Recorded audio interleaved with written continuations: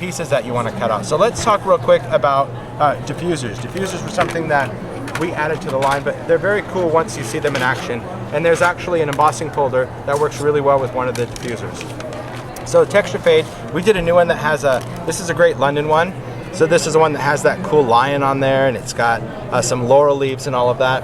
What's fun about this is I can emboss this, which is a great design, but maybe I wanted to use this background, but I don't want the lion there. Don't want it. Well, the diffuser is actually a cutting pad that will eliminate pressure in an area, okay? So when I go to use these, I'll start with some paper. Maybe we'll take some red this time. And we're gonna place this in, put it right in our texture fade, close this up.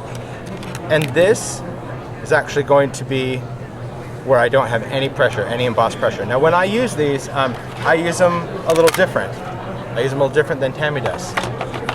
So when I use them, normally I'll tape it on around my embossing folder, but you'll see that if you run these through and these become your top layer, it will start to stress this plastic, okay?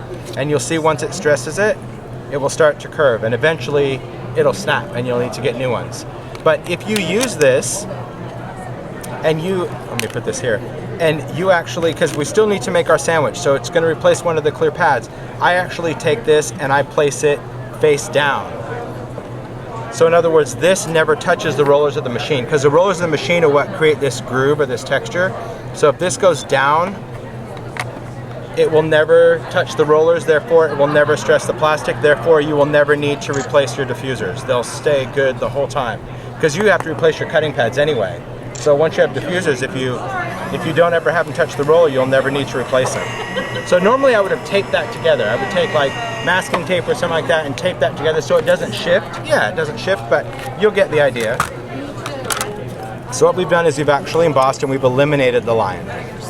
Great, so we could stamp a word, we can do any of that. Or if you like the lion, but maybe you want to stamp a word and you don't want this number, this diffuser is what you would use, because that's going to diffuse that number and give you a whole opening right there that you can stamp on, but then it would emboss the lion and everything else. So the diffusers are fun because you can use these to actually create space in all of your different embossing folders to create some really, really cool texture on that.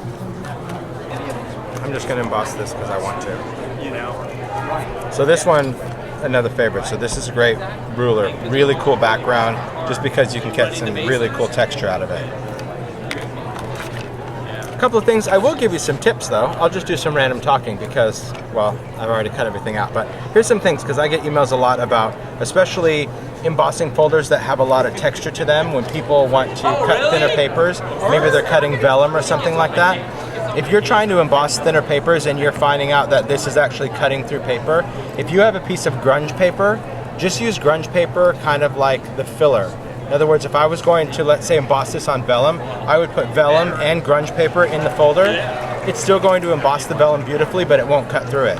And I'll use that same piece of grunge paper on another texture, because grunge will just keep remolding, and the paper is still going to be thin enough.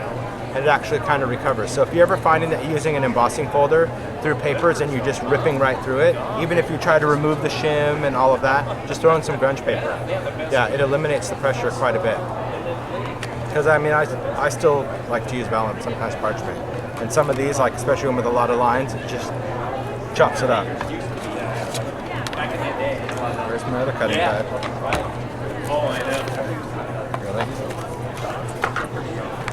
Yeah, see? Do you see it? What are you looking for? Cutting pad. It's like a party trick. Oh, here it is. That's why. You need a big old red thing of paint, and you look, you're like, there it is.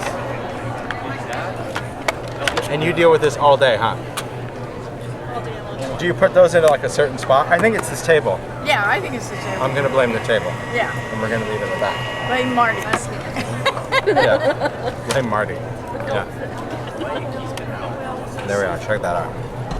That's good right there. That is a whole lot of goodness. Good numbers. Yeah.